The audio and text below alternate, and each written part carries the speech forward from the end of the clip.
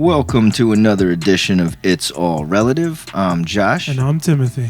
And we are getting close to the end here with episode 29. Yes, sir. We're getting there. We're almost there. Yeah, first, we hope that all our fans, listeners, family, and friends all had a good Thanksgiving. Yep. How was yours, bro? Bro, mine was great, man. We had turkey sandwiches as we do every year. Nice. Yes, sir. What about you? Mine was good. Pretty big family gathering. I feel it. Yeah, good food, good times. Yep. We actually hosted it here. Okay. At our house. My wife, she killed it. So. Oh, as she always does. Yeah. But now the Christmas mode is 100%. Mm-hmm. I want to throw a quick Thanksgiving sidebar in, bro. Okay, sure. Because go for it. I feel like if not for nothing, then maybe just a quick reminder then for everyone maybe next year. Sure. Right? Okay, sure. So I feel like society has always rushed from Halloween and then they go straight to Christmas, right? Yeah. But this year, for some reason, I feel like it was more so than ever, right? Like I would turn the TV on and like all I see, like Christmas movies. Christmas Man, immediately. yeah. For real. Which I'm all about, you know what I'm saying? Right. But we got to hit Thanksgiving first, You have right? to. It's very important. Absolutely. I think it's extremely important. Yeah. And I don't know, like I feel like everyone just wants to rush quickly to get to Christmas, and I don't know, maybe for next year, like my bottom line is for everybody just to slow the fuck down. So it's kind of funny you say that because I was just complaining to my lady that as soon as Halloween was over, the very next day, when you get into the car and the radio's playing, they already playing Christmas music. I'm like, why ain't y'all like trying to play like Thanksgiving music? I mean, I know there probably isn't music, but don't play Christmas music immediately. I don't know if I've ever heard Thanksgiving music, bro. But station, no, I agree, man. Like I'm all about it. Christmas is my favorite time of the year, but I don't think like everyone should just rush straight to it, man. Thanksgiving is important. Everyone needs to take some time, to be grateful about something. Everyone can think of at least one thing, right? Right. At least I would hope so. Right. Well, on everybody's mind right now is Black Friday. It's been replaced. It's Black Friday month now. I know. It sucks, man. It's awful. The deals aren't even there, so relax. Think more Thanksgiving. Think more Thanksgiving. Yeah. So quick sidebar, everybody, for next year. Just remember, slow that shit down. For real. But let's get into our topic today, bro. Let's go. So when I came across this story, it blew my mind for a few reasons. Okay. Right? It's got suspense, murders, abductions, theories that will shock you and leave you with a million unanswered questions because it's still an unsolved case that is ongoing to present day. Okay. Which is wild. But so let's get this setting, all right? Sure. All right, so very secluded spot in the Sierra Nevada mountains in Northern California. Got it. Okay. It's a small town, all right, where literally pretty much everyone knows each other. Okay. You know what I'm saying? No one's scared about keeping their doors unlocked. Right. Everybody's friendly. Right. Everybody's outside. Everybody knows everybody. Right. Your typical, what is it? Your typical houses with, your white picket fences and all that. A town where basically bad things just don't happen. Right. Right. So, April 11th, 1981. Okay. Keddie, California. Okay. Sheila Sharp, a 14-year-old girl, had plans to go sleep over her best friend Alyssa's house. All right. Now, Sheila's cabin that she lived in, right? She lived with her mother and 4 siblings. Okay. Okay. Her older brother, John, her little brothers, Ricky and Greg, and little sister, Tina. And on this particular night, though, her brothers were also having friends over as well. Okay. So it was going to be a full house in this little cabin, right? So it's going to be really busy. So Sheila, made the smart move, I guess, to want to go to a friend's house and just have do what young girls do right. at sleepovers, right? Right. So the Sharp family cabin is a part of a little resort area, all right?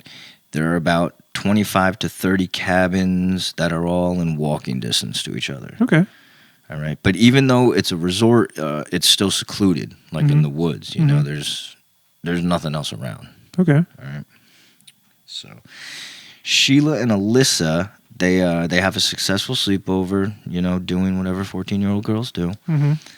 So the next morning of April 12th, which is a Sunday, Sheila wakes up early to be able to say goodbye to Alyssa and then walk home to get ready for church. Right. All right. Oh, so it's like a Christian town too.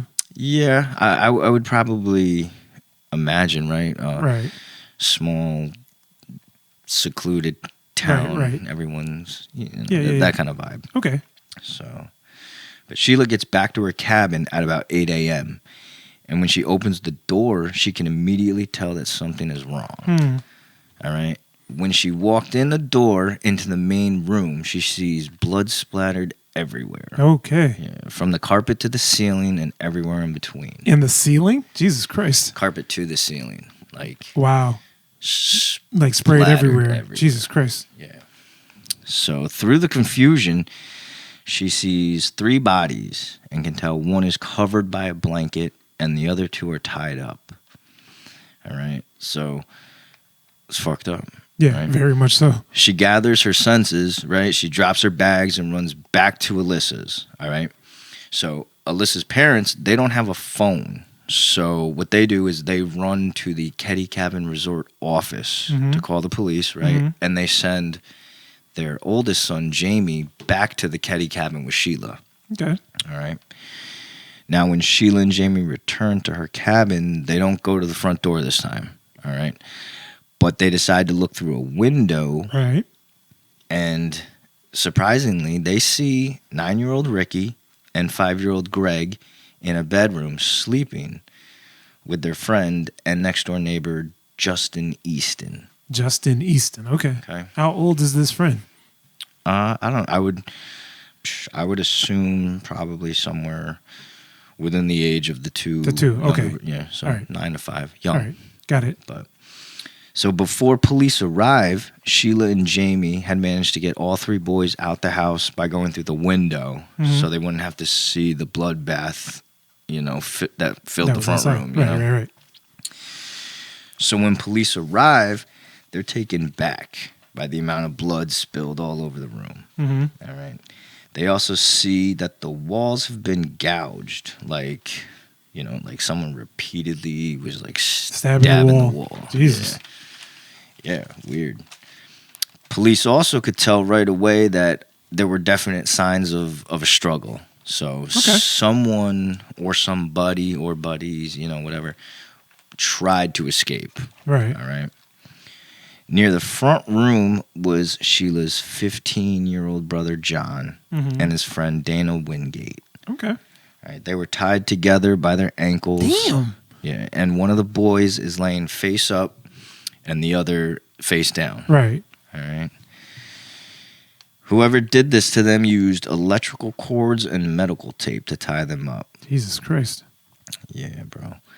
So as police walked in further through the house, they were able to see the 3rd body, which appeared to be an adult female. Okay. All right. She was covered in a yellow blanket, and it was Sheila's mother, Glenna Susan Sharp, or to most people, Sue. Okay. All right. Damn, they took care of Sue. So she was laying on her side by the couch. All right. And she was naked from the waist down. And she was gagged with a blue bandana covered in medical tape. So, can you picture this whole scene? I can picture it, and it's pretty ridiculous, man. I mean, it's pretty crazy. They obviously avoided the kids, the little kids, the little tykes, so they didn't touch them, or they didn't get to them in time. But they did a number on other people. Right. Right. They definitely did a number to these young boys and the mother. The mother, yeah. The 3 younger kids that were up, you know, in another room. Yeah, maybe they didn't know that they were there. Right, But, I was going to ask. I don't know. But it is definitely, there's a lot of strange things that you'll see throughout this story. Okay. That being one of them. That weird that they're sleeping. Right. When they didn't attack them or harass them or anything. Right. But weird that they're sleeping, so I don't know. Right? Yeah. So, but when police are gathering evidence, right, they come across a bloody claw hammer, a butcher knife, which were all on the Sharps' kitchen table, and on the floor was a bent steak knife that was covered in blood. Okay. All right. Stabbing with the steak knife. Yeah. All these items were bagged for evidence, and the 3 bodies were sent for an autopsy. As police are trying to figure this whole mess out, right, another huge red flag is revealed. So, in the beginning, right, we said that Sheila had 4 siblings. Oh, okay. John, was killed. All right, that was the oldest. The 2 younger brothers that were found sleeping in the bedroom, Ricky and Greg, right? So that was 3. But where is Tina Sharp, the younger sister? I didn't even know there was a Tina. Yeah. No, we had said that in the beginning, but probably, I mean, you could have missed it because there were a lot of kids. Right. But where is Tina Sharp, right? So what police do, they report her as missing. Okay.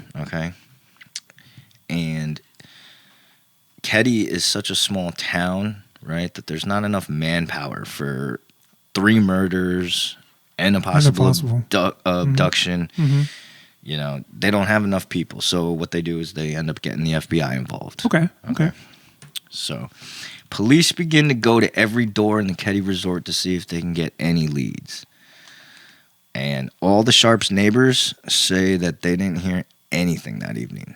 So, no sounds. Remember, all these cabins, too, like we had said, are all in walking distance. So they're not far at all. It's literally 15 feet, maybe, to the next one. So, if you have neighbors and whatnot, like, none of these people heard anything. So, it's like real stealth, real quiet.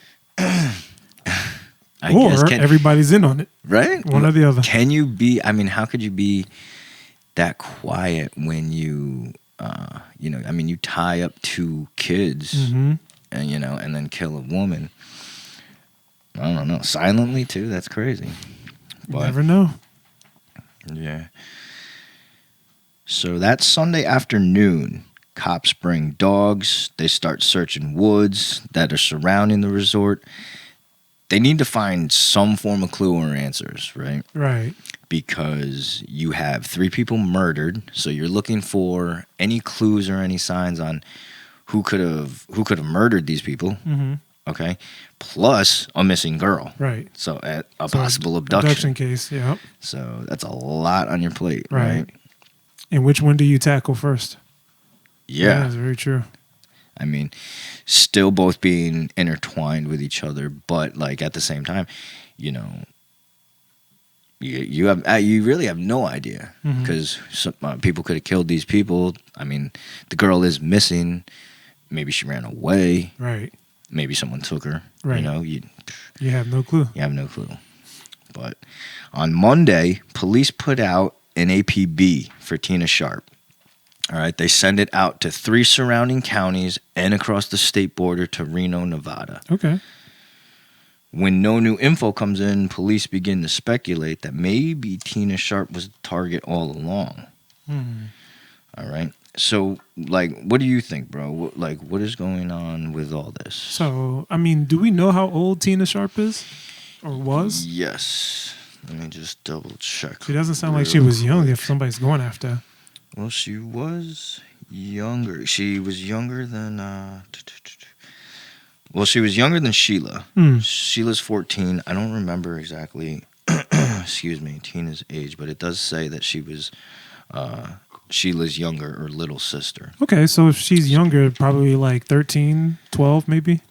For some reason, for some reason, I think when I was looking, though, I want to say maybe 9 for some reason is ringing a bell. Okay. I don't know. 9, 10 age. In that age. But, you know, I mean, she's missing, right? Mm-hmm. And yeah, there's lots of, you have no clues, really. I mean, we don't really know anything, just as much as the cops didn't know anything. Right. It seems pretty, at the moment, it seems pretty dry. Mhm. And do we know if any of the neighbors spoke to them? Yeah, well, I mean, the neighbors, they were all questioned and asked, and they all came back with pretty much the same responses of that they didn't hear anything. Okay. So Damn, yeah, that's a crazy case. yeah.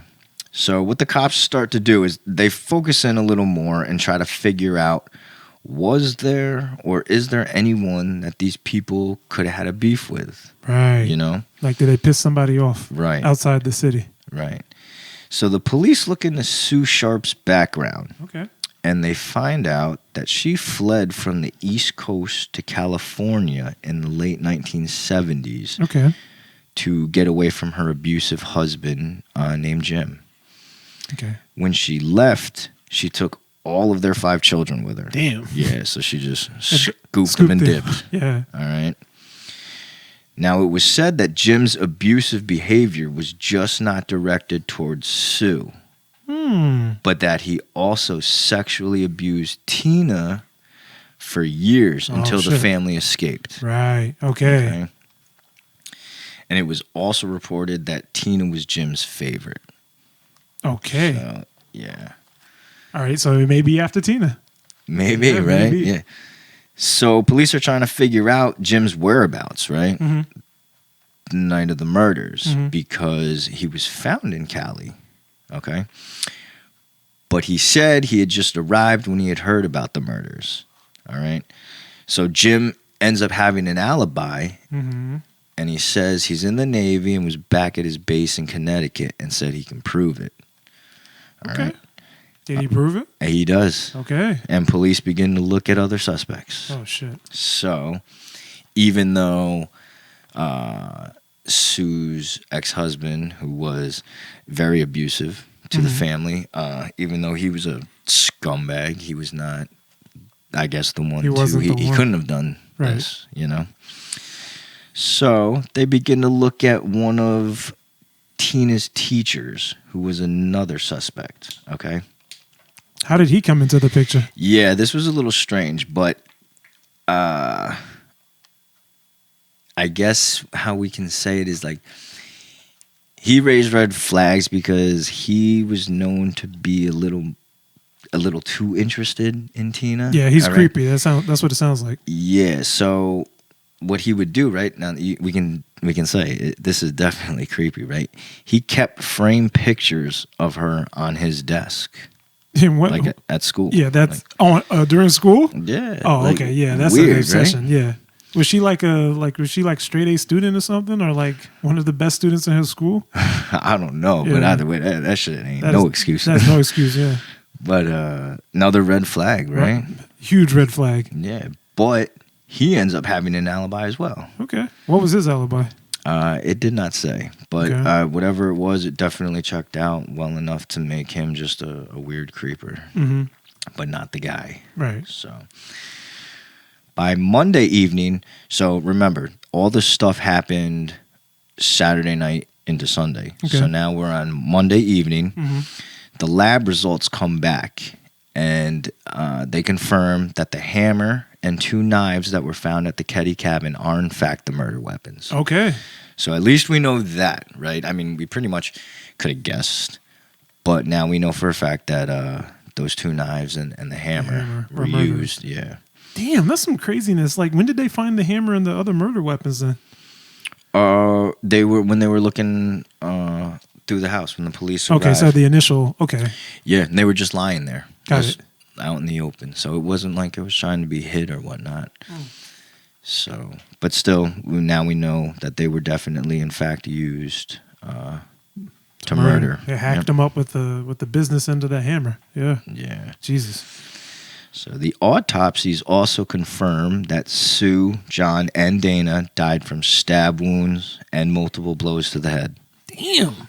Yeah, stab wounds. Yeah. Police state that they believe another hammer was used, even though they were only able to find one. Okay. They also believe that the murders and Tina's abduction happened sometime between 11 p.m. on Saturday and 2 a.m. On Sunday morning. Gotcha. Okay. Now, the autopsy also showed that there were no signs of sexual assault. All right. So he's not a sexual deviant or anything. Right. Yeah. Which is strange, though, right? Because they found Sue. She was naked from the bottom down. Oh, okay. Never mind. Which is odd. Right. That's very odd. Yeah. Found all cut up and beat, and then... But then again, it could always be the teacher, too. True. Yeah. Okay. True. But, I mean, either way, no matter who it is, nobody... her body showed no signs of sexual assault. So it's just a weird thing. Yeah. So, by Wednesday, police, they finally ruled out possible motives of burglary or drugs. Burglary or drugs? So all this happened, and it wasn't to rob nobody, and it wasn't because they was stacking. Right. So April 20th now, police suspend the search. Okay, they have found nothing. They used dogs, helicopters. Men were on foot. They searched the entire Keddie Resort. They used all those, all those tools, all those people, all that manpower, the hours. And this was the FBI, not the police. Everybody, yeah. Jesus. The FBI and the local police couldn't find any clues leading to Tina's whereabouts. So, still can't find this girl who's been abducted. She's missing. And we still, or not we, but I mean, yes, we too, because we're still going through this story. We don't know who could have killed the family, right? So, let's take a quick break. You want to take the break? Yeah. All right, let's go. But before we do, we want to remind everyone to please find us on Apple, Spotify, Anchor, YouTube, and Google. And by using the platform of your choice, please subscribe, follow, share. If you're using Apple, please leave a 5-star rating and a quick review. Please bless. Yes. And with that being said, we'll be right back.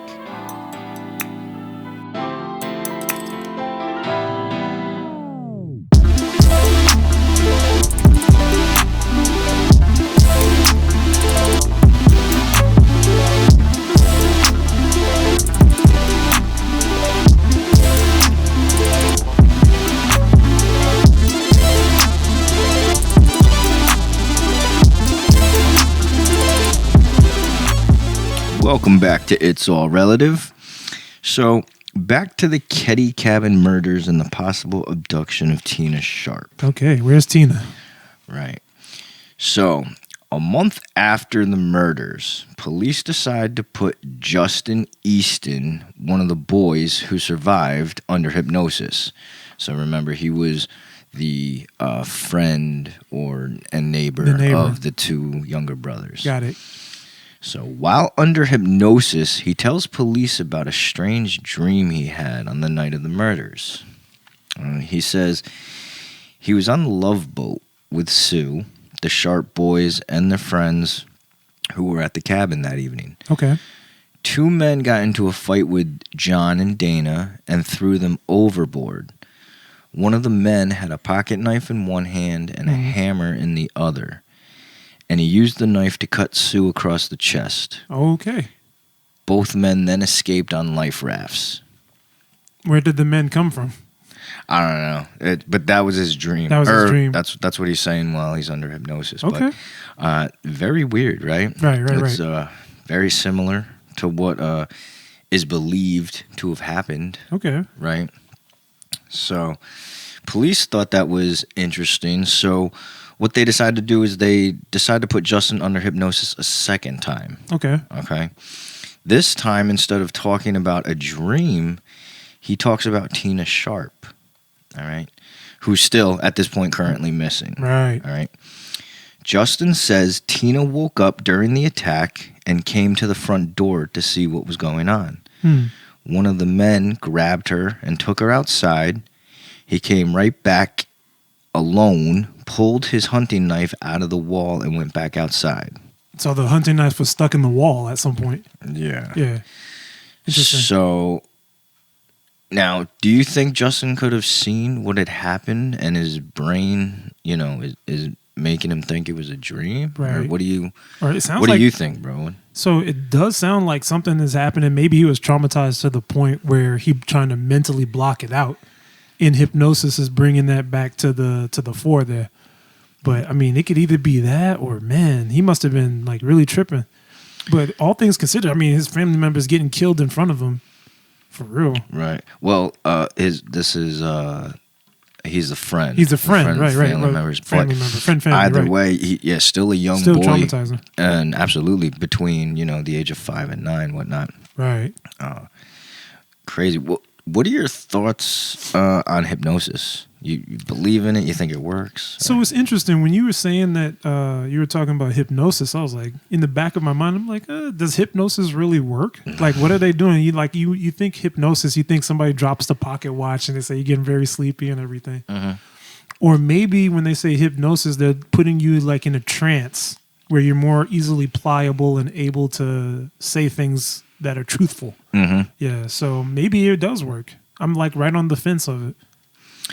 Yeah, I like how you worded that. I'm on the fence with it too. Right. But both very, very direct. You know what I'm saying? Dreams, right. Or whatever. Very vivid too. Yeah. Yeah. So it is weird, because, like we said, this kid, saw this, or I mean, it's weird if he dream if this is really what he dreamed or dreamt. Right. You know what I'm saying? Yeah, that's the other thing. Do we even know if it's the truth or a lie? Yeah. Yeah. So, well, the police take what Justin said seriously. Okay. All right. And since Justin can describe what the people or what the two men look like, okay, police then make sketches from what he says. Like a composite. Gotcha. Right. So both are white males. Okay. In the sketches, you can't see their eyes because they're wearing glasses. Right, shades. Yeah. Gotcha. All right. Let's see. One has a mustache and slicked back hair. Gotcha. You know what I'm saying? The other has straight shoulder length hair, which is parted down the middle. Okay. Okay. And one of these sketches resembles a man named Marty Smart. Marty Smart. Who just so happens to be Justin Easton's stepfather. Oh, okay. Yeah. Yeah. So now. That's how he's there. Yeah, that's how he's there. Right. So now, Marty's a Vietnam vet. Okay. He does have a criminal past.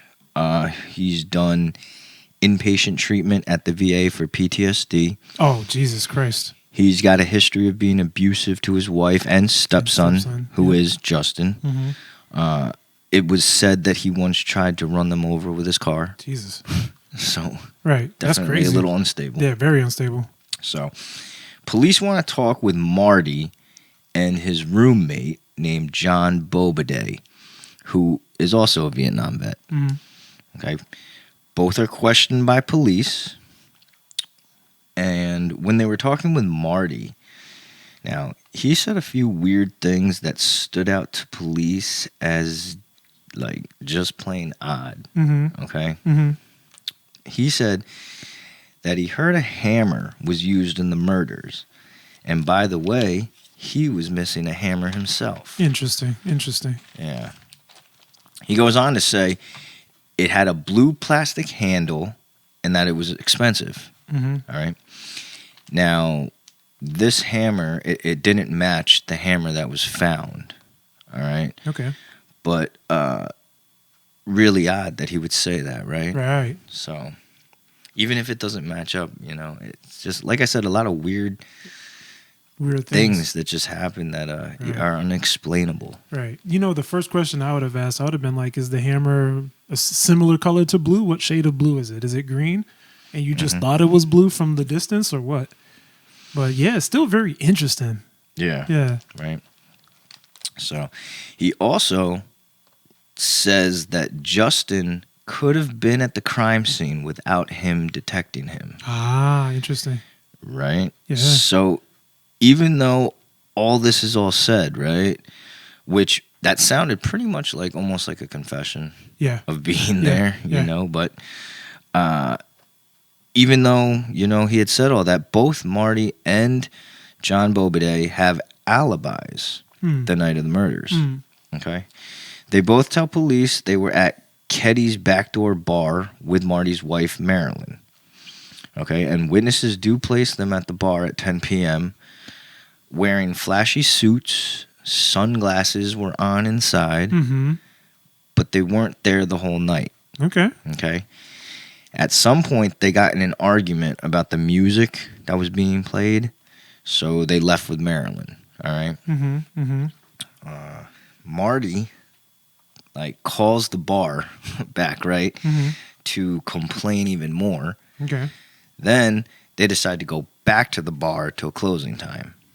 All right, so they basically got pissed off at the music, dipped, called to complain, right. decided to go back, Right. and now we're back at the bar. Right. Sounds like they best friends too, arguing together, yelling at everybody, getting angry. Yeah, I mean, another odd point, you know, sir. like the murders, they do say happened between 11 and 2. There you go. And, you know, both men left at some point during the bar. Right. Which is also weird, too, because it does mention, you know, they did mention what they were wearing, and what stood out was the sunglasses inside, right. which when, when Justin was under hypnosis and the police came up with the sketches, you couldn't tell, you know, you didn't see their eyes because they were wearing glasses. Glasses, right. So. And also they left angry too after, you know, being annoyed at the sound and the noise and everything. So not only are they leaving, you know that they're leaving angry. Yeah. Because maybe that would, if they were be the murderers, they probably brought that on to their murderers. Right. Which I would assume is probably very gruesome. Yeah. Yeah. Absolutely. So shit, there's that too. So, yes. But for whatever reason, police decide not to follow up with either men. Oh, interesting. Yeah. Bad on the police. Yeah. So both Marty and Bo, they move out of Keddie. They move. Okay. Yeah. And by September of 1981, there are no new clues, no suspects, no new news really about Tina, and the case hits a wall. And it stays like that for the next 3 years. Damn. Yeah. Well, she dead by now. Yeah. Jesus. Which is weird. Okay, so you think that she's definitely dead? For sure she's dead. For sure she's dead. Yeah, she's a young girl. Right. And it's still wild to even think, you know, that there's murderers. You can't find the people who committed these crimes. Right. You can't find the people who abducted this girl, and you couldn't find her. It's so, well, to go back to what you were saying, it meant a lot when you said that this was like a small town. You know, this was just like a small town, like like a small county or whatever. So everybody knows everybody. It's just as easy for somebody to just dip and never be seen again. It sounds like it's pretty secluded. Yeah. Yeah. Absolutely. Because if you also think about it, if this is a little girl and she's probably trying to run for her life, or she'd try to escape or something like that, they made sure they put an end to that. So yeah, that's unfortunate. So April of April. 1984. Damn. Now, okay. So 3 years up. Yeah. Yep. Police get a phone call. The caller says that they were out collecting bottles near Feather Falls in Butte County. Butte County. Okay. Which is about 50 miles from Keddie. Okay. When this person discovered part of a human skull.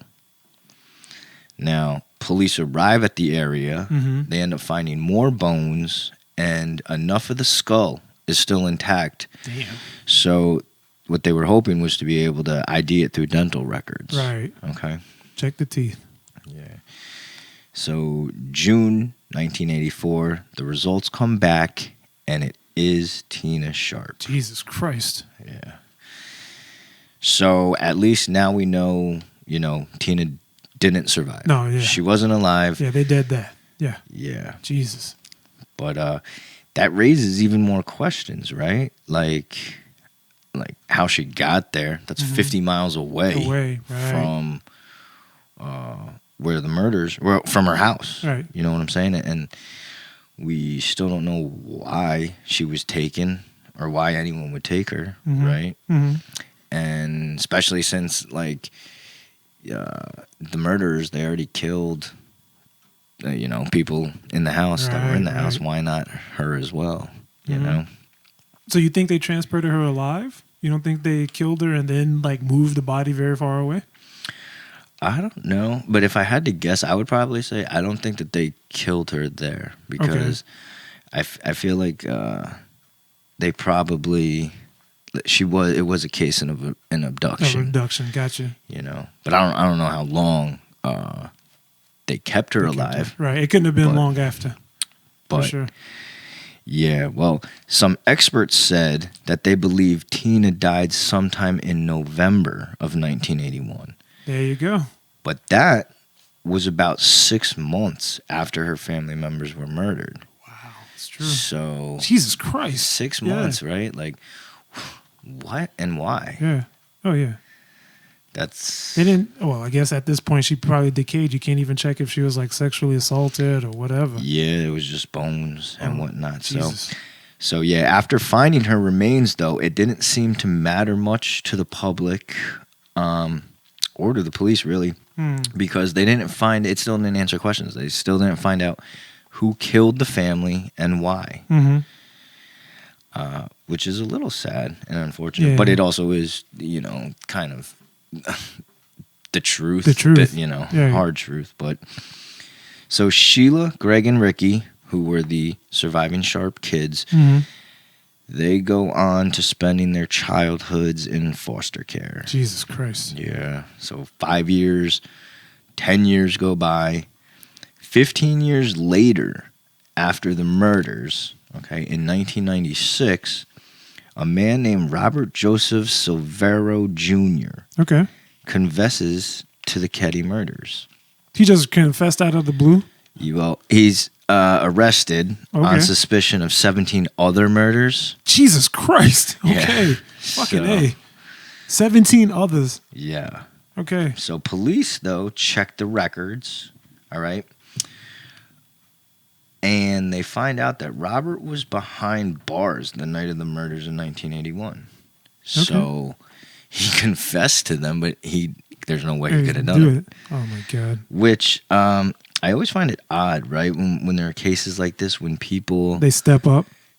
People just start confessing to... Whatever. I did it. I killed him. Yeah, why? Yeah. Why do you think... Right. Why do you think they do that? Or why... I don't understand.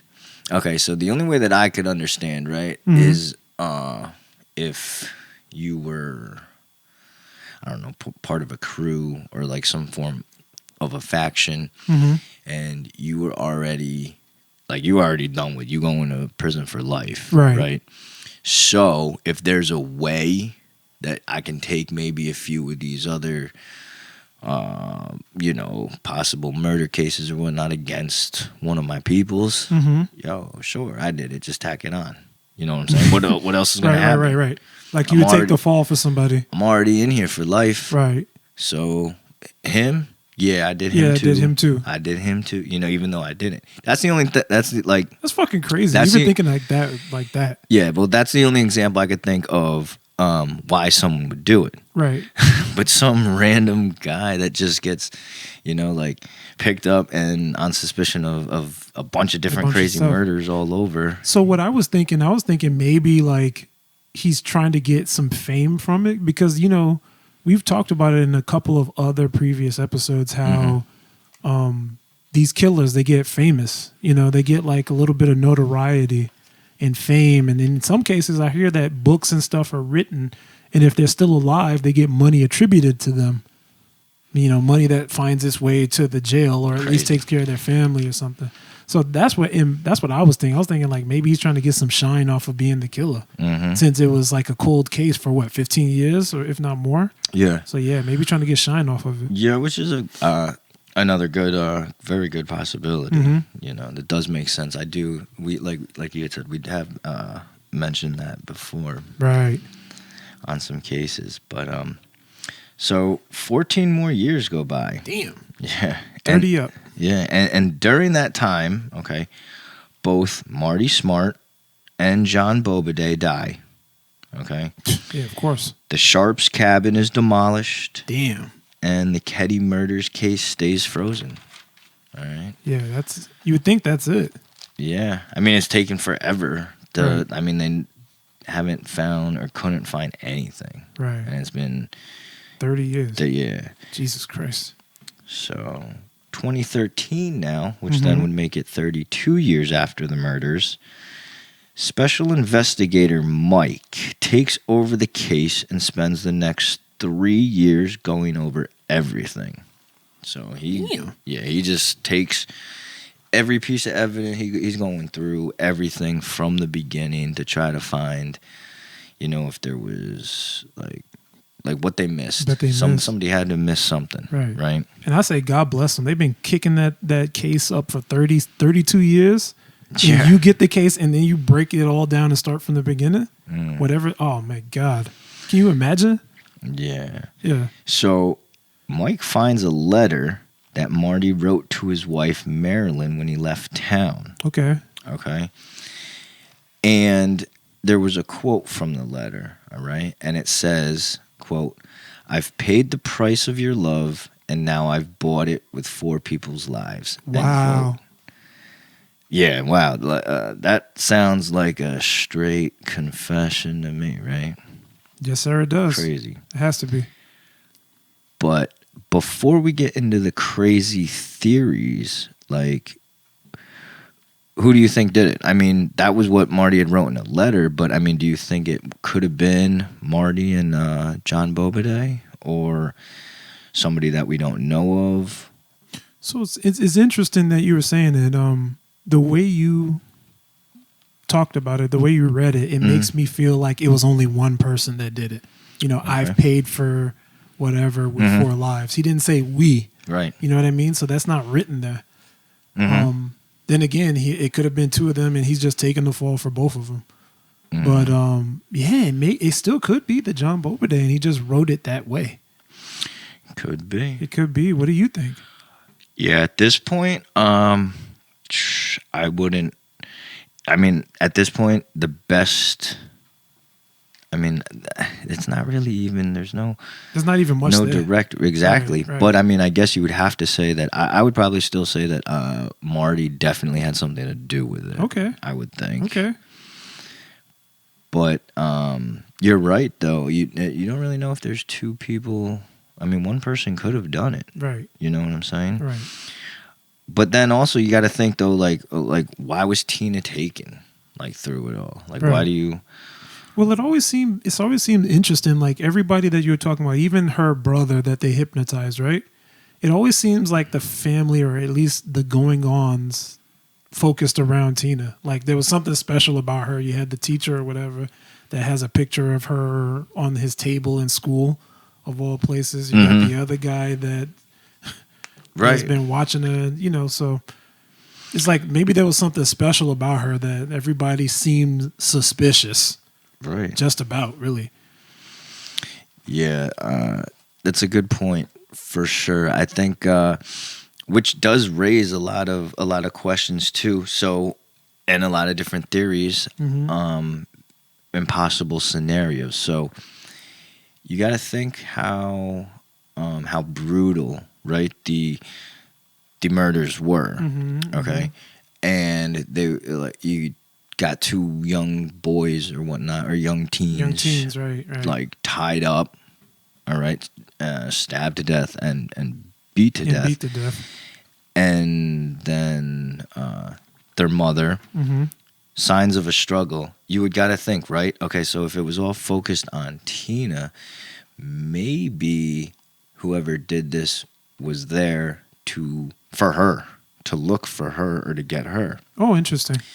Now, as a family member and whatnot, if someone came in and was looking for, one of my kids, or or as a sibling, or one of my brothers or sisters, you're not gonna give up, No, of course not. So, you're gonna do what you Whatever. gotta do, right, to not give up anything. And these people are gonna get upset and could tie you up, right. and then or get do rid of all you. this stuff, right? So I mean, we could go down the rabbit hole of what we would ask. Like, even as you said that actually brought up a good point, because I'm wondering, like, what was Tina's mentality? I'm not trying to say she was evil or anything, but did she want to be taken? Did she want to be, like, was she in a situation that she wanted to get out of? You know what I mean? So I would be trying to go down the list, like asking people who knew Tina, like, even though she's young, we pegged her as like a kid, right? Mm-hmm. But maybe she was in a bad situation, you know what I mean? And she wanted to get out of it. And whoever abducted them, maybe it was like for a better cause. And then they found out that, or maybe something after that became a little bit more sinister. Right. One thing that was never brought up also, which let me get your thoughts on it. Nobody really ever mentioned or kind of brought up and thought that, maybe, like, everyone assumed that Tina was abducted and taken, but like you were saying, maybe she had something to do with it. That's what I'm thinking. That's what I'm thinking. Maybe she was. You never know. Yeah. Unless let's just say we don't know that much. Right. I'm sure if there's more information out there, it would make the story a little bit more clear. Right. Well, I mean, so far, like, everything that seems like a legit possibility and would make sense hasn't. Because there's still no clues, still no nothing. Exactly. Right? So, like, once again, like you had said, going down the rabbit hole, basically all we have left are just theories. Right. Right? Right. So, there's one theory about this case that I had to spin in here because, I'm all about this, right? Of course. And people are gonna, when you hear about this, people who know me, they're gonna know that this definitely spiked my interest even more. Gotcha. So, okay. So the FBI agents that were on the case, right, back in 81 when this originally happened, they weren't homicide detectives. Oh, there you go. But they specialize in organized crime. Oh, like the mob? Yeah. Oh, shit. Like the mob. Jesus Christ, okay. Right? The mob's after this little girl or after these killers or killings? See, crazy. Yeah. Right? Like, why would they not send homicide detectives? Right. Okay. So now, once again, it was never proven, all right? And this is just a theory. But it's a theory also that the special investigator, Mike, had to look into because there were so many rumors that John Bobadej had alleged links to mafia activity back in Chicago. Damn. Yeah. So that was actually going to be. I'm glad I let you say it. Because that would have been the next question. I would have been like, is there money involved? Are they trying to like get rid of somebody to like send a message or something? Yeah. Like, what's going on here? Right. It's crazy too, right. bro. And if the mob is involved, they definitely getting the job done. Yeah, it's pretty much over. It's pretty much over. Yeah. Yeah. Jesus Christ. So then, though, you got to think. So what if John Bobadej was an informant to the FBI? Wow. Okay. Holy crap. And let's just say he had something to do with this murder, but the cops or these FBI agents, they let this murder case go in hopes of catching, like a bigger fish with his links to the Chicago mob. That's kind of fucked up in a way. That's really fucked up. That is super fucked up, that's right? Like the step up, yeah. Because, damn, if you're going to look at it like that, you just let, like, an innocent woman and kids get die. brutally massacred, right? Just to look for something else. You're going to let all that shit slide just to try to... But, I mean, unfortunately, that's the way the shit goes. Like, right. That's it's... Politics. But it's even funny when you say politics because around, I don't know how people feel about it politically, but around the 80s, Mm-hmm. that's when they were pretty hardcore about doing stuff exactly like that. You know, that's the era of where the police will like let something slide to go after something else. You know what I mean? Because that was like a lot of the marijuana epidemic, the coke epidemic just started like around that time. Not to mention the amount of corruption, right? That So a lot of ran corruption through. Like, I mean, quick sidebar. Excuse me. I mean, our judicial system is fucked. Yeah. All right. Yeah. Till present day. So and it stretches back. Every time I hear about one of these cases, all I hear about is like how things were not handled properly. Definitely not in the early 80s. Yes. No. And because of your negligence, you know, murderers got away, you know, and how many of them? Oh, of you course. know what I'm saying? Right. And even till present day, right now, we see a lot of trials and whatnot that go on. Just go on. Especially if they mob related. Come on now. I know that's what makes it so wild because you know, I mean, like I said, everyone that shit really intrigues me. So when I heard that side theory about it, I was just like, yo, like that is wild to think. If that was the case, did anyone dig deeper into like this mob connection? Because you also don't want to be making that type of accusation. Yeah, I don't know. To be fair. Like I said, it was never proven. So, and it was just a theory. Okay, so that's speculation. Gotcha. But how? I mean, like I said, small town rumors. When you know, when you hear that many rumors, there's got to be some form of truth to it or whatnot. But let's jump forward now to 2016. 2016, 3 more years. Yep. Gotcha. Now, a local junk collector, he ends up finding a hammer out in the woods, and at first he tosses it into a lake. All right? He found it a few miles away from where the Keddie Cabin used to be. Oh, wow. Because remember, I mean, it's been so many years, they destroyed all that shit. There's just woods and stuff. So the man, though, remembers, you know, I mean, after he had done this, he remembers about, you know, the story and whatnot, and about how, I guess, how police had mentioned, remember, that they had thought a second hammer was involved, but they never found it. Right. So the police end up retrieving the hammer from the lake, and it does match Marty's statement about his missing hammer. Oh, shit. Yeah. Yeah. How wild is that? Right. And that jump, why the fuck is he yeeting hammers into the lake? But good for him for doing it at the same time. Because otherwise he would have recycled the hammer and that would have been it. But he decided to toss it in the lake. Well, yeah, probably not even thinking much of it. Just you know, finding like it says, he's a junk collector, so he's going through the woods, finds something, you know, finds this old hammer and just throws it in the lake. Right. Shout outs to littering in that case. Yeah. Jesus Christ. But then thinking about it, then he's like, you know, oh shit, wait a minute, what about, you know, all this that had happened? Right. And then, which the wild thing is, though, the hammer matches what Marty had said, that he was missing a hammer, right? All right, so let's jump ahead 2 more years after. So 2018. Damn, still going. Still going. Special Agent Mike says police have pulled DNA off of a piece of tape that was found at the crime scene that was found near Susan Sharp's head. Okay? Okay. And that the DNA matches a living suspect.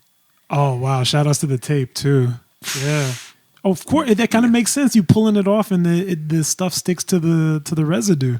Bro. Holy shit. So he found that, you know, after years later, going through all this stuff, but thinking about that. But, I mean, the most wildest shit is the DNA matches a living suspect. Living suspect, right. What? Like who's still around?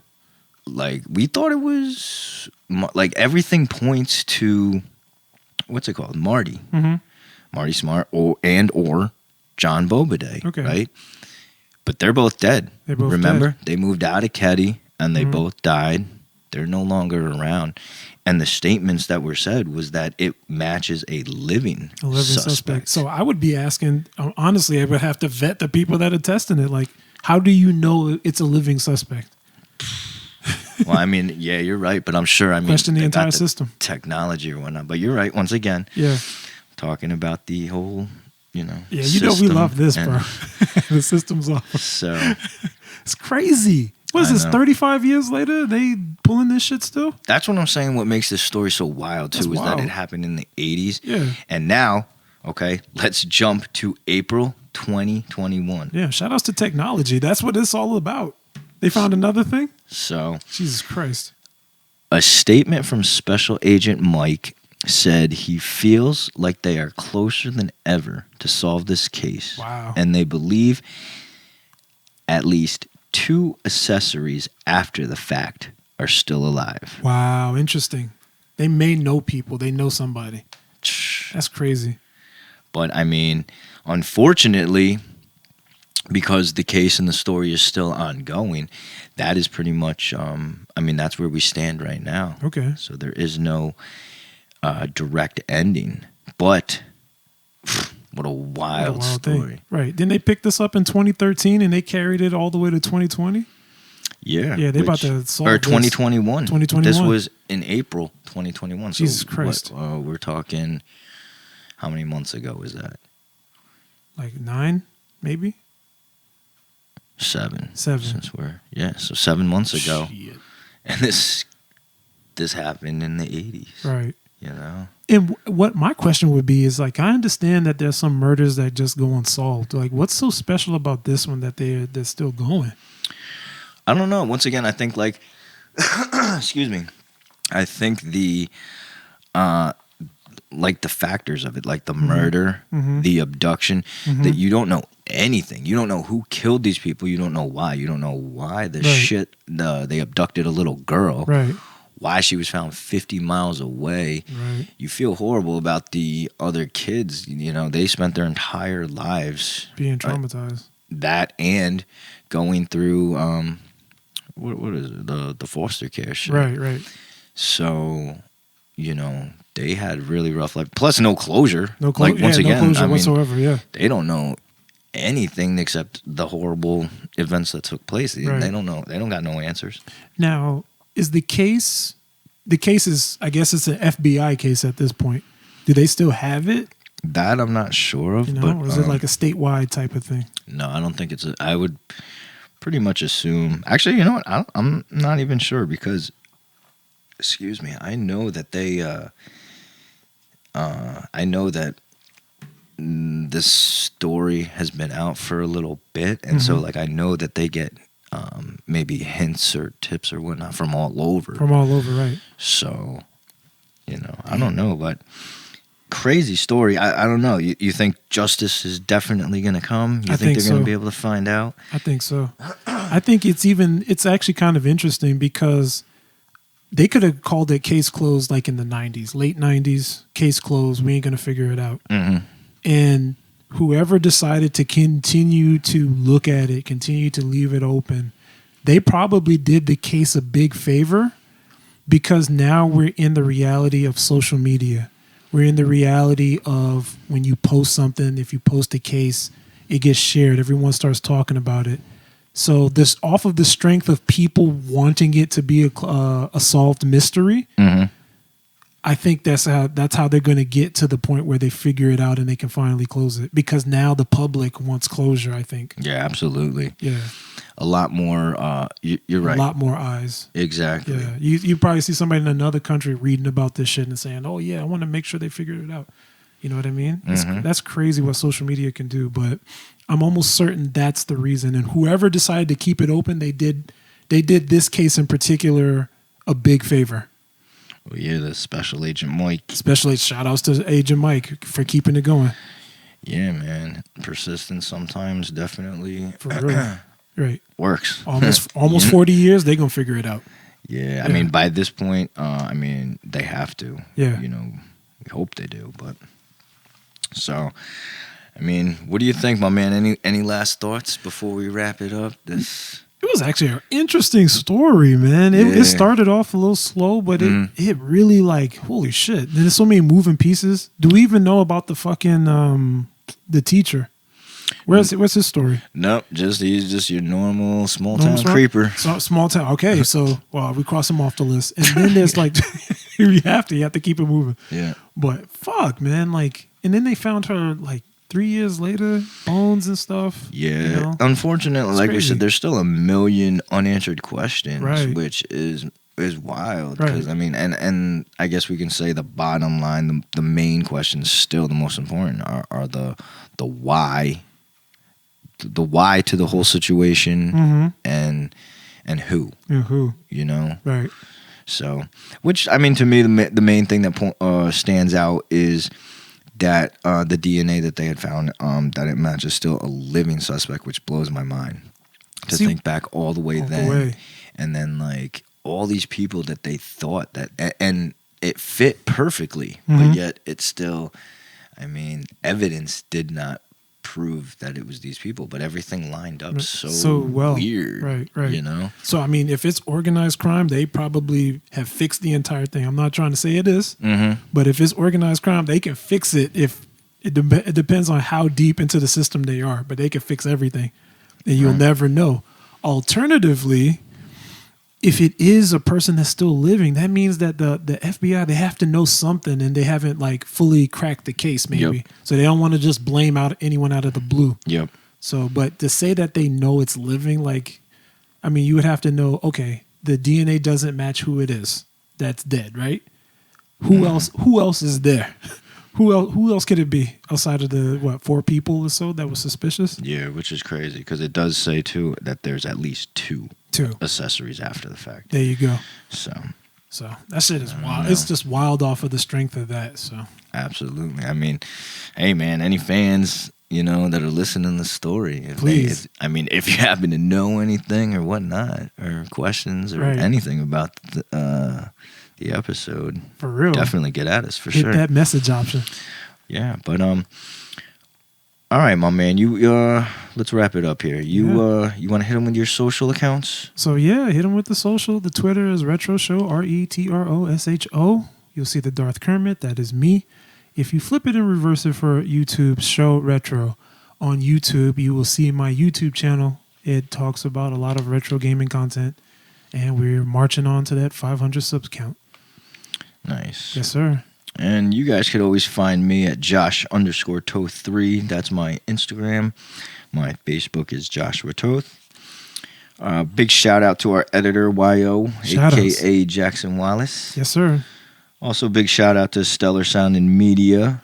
Anyone looking for studio time, contact stellarsoundandmedia@gmail.com.